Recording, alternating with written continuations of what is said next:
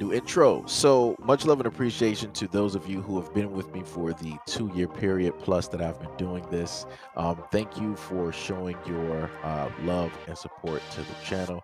And to anybody else who is brand new to the platform and you would like to support the channel, also you can do it by way of Patreon, Anchor, the clothing store, and also the shoe shop that is listed in the comment description below. And again, thank you to any and all of you guys who have been here to support this channel during the 2+ year period. I wouldn't be able to do what I do every single day without you.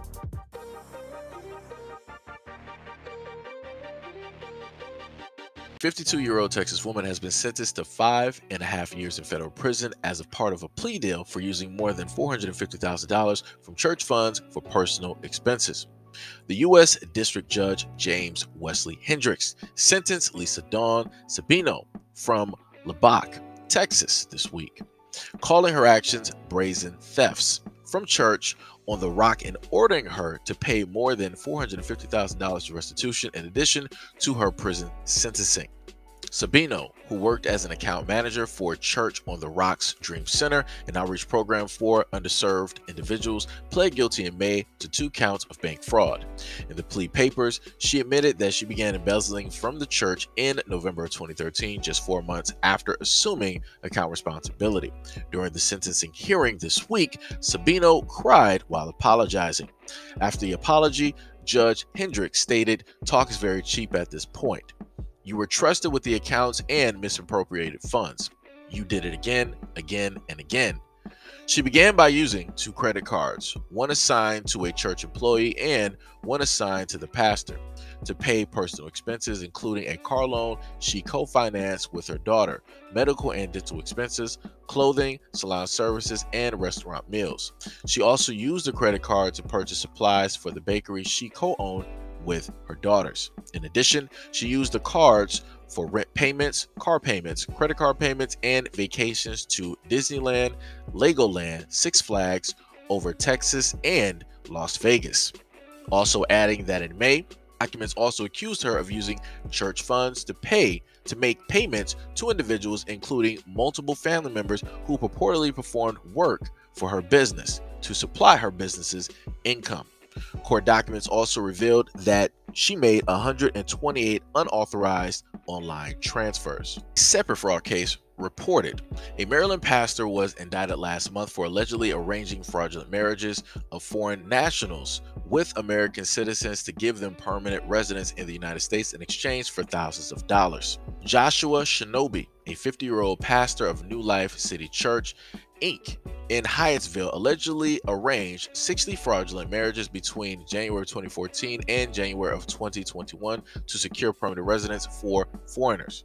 The indictment alleges that Shinobu often utilized his role as a pastor at New Life directly or through others, recruited and groomed U.S. citizens, including economically disadvantaged citizens, with payments and promises of money in exchange for marrying foreign nationals, then sponsoring the foreign nationals for permanent residence in the United States through USCIS. Let me tell you something. I don't know what it is at this moment in time, but it seems like the churches are on fire today. Let me tell you. I don't know.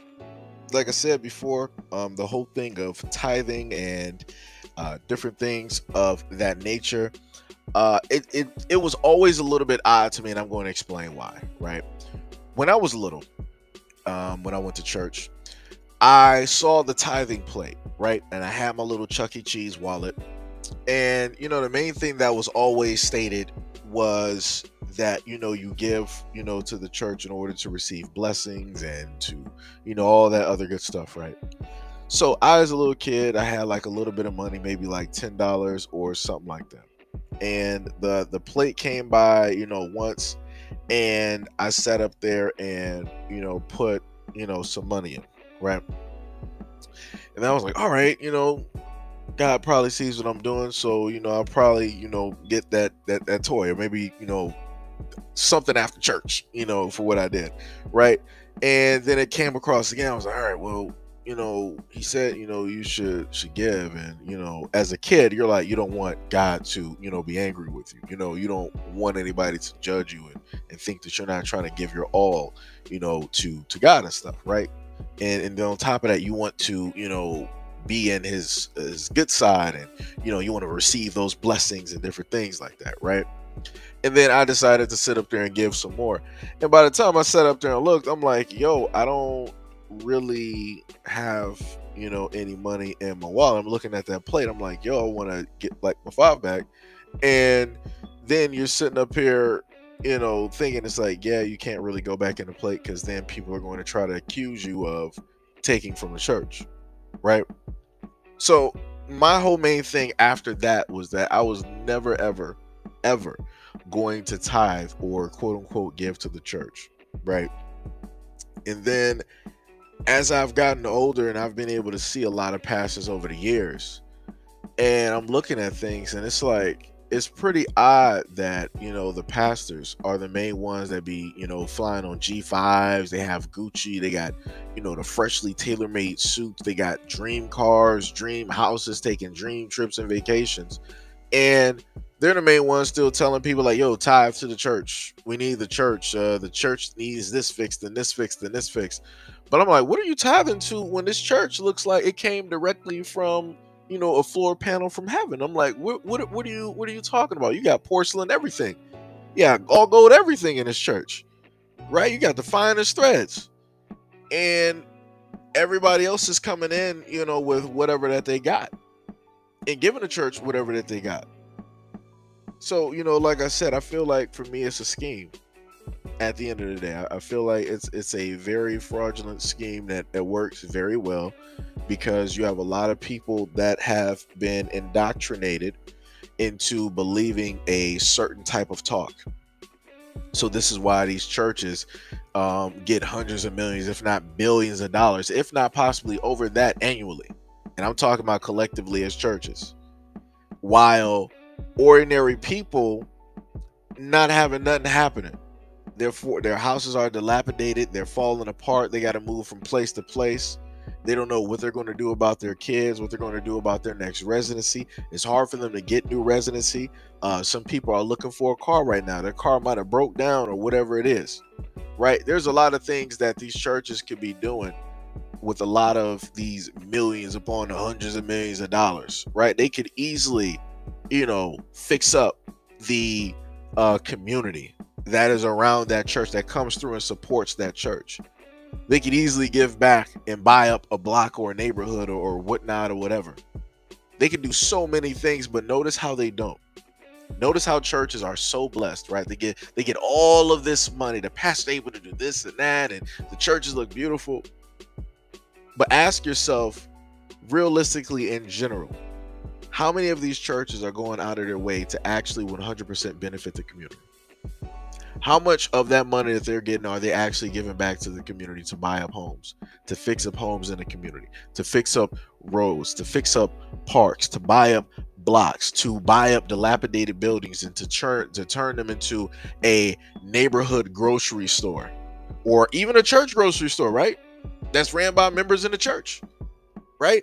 How many of them are actually doing this? I have not seen that.